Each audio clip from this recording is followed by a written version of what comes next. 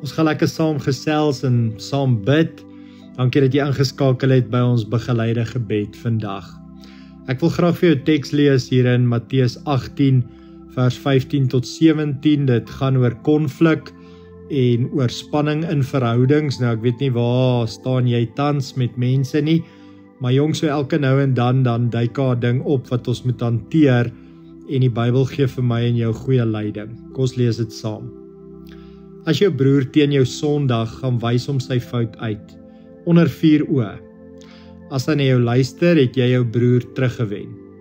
Maar as hy nie wil luister nie, neem 1 of 2 anders saam, sodat elke saak bevestig kan word op die getuienis van 2 of 3 getuies.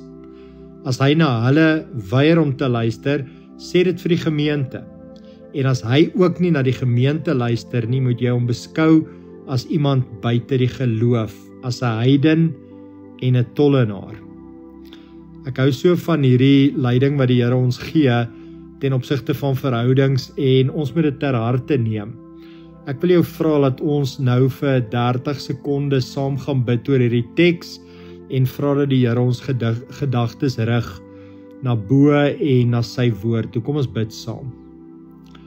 Here, ons dankie dat U vir ons wysheid gee hoe om verhoudings reg te kan hanteer.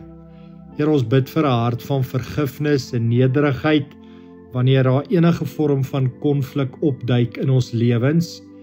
En ons vra dat U ons sal help om met liefde en waarheid hierdie konflik te hanteer. Amen.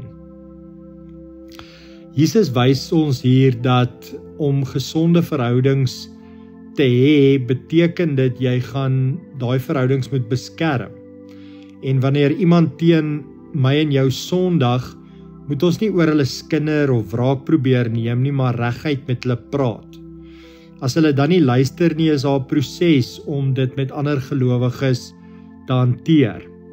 Die doel is nie om met mense om te gaan dat jy hulle uitsluit of hulle ignoreer of in stilswye gaan nie, maar om versoening te bring.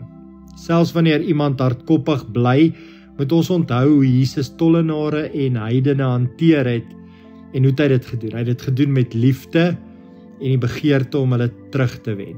Hierdie proses gaan oor waarheid en dit gaan oor genade.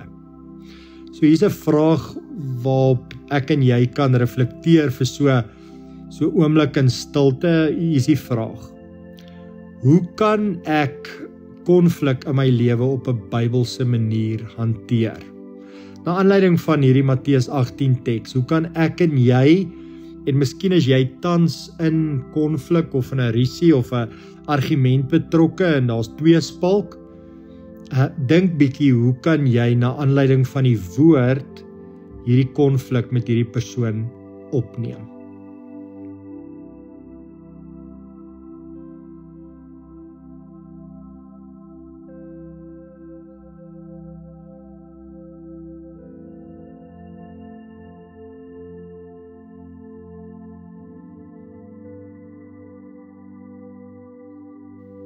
Kom ons bid saam. Here, U ken ons harte en weet dat verhoudings soms moeilik is. Gee ons die wysheid en moed om konflik reg te hanteer, soos U ons geleer het. Help ons om met liefde en nederigheid te praat, met 'n hart wat versoening soek, eerder as vergelding.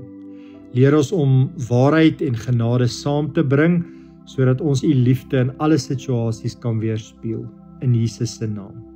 Amen.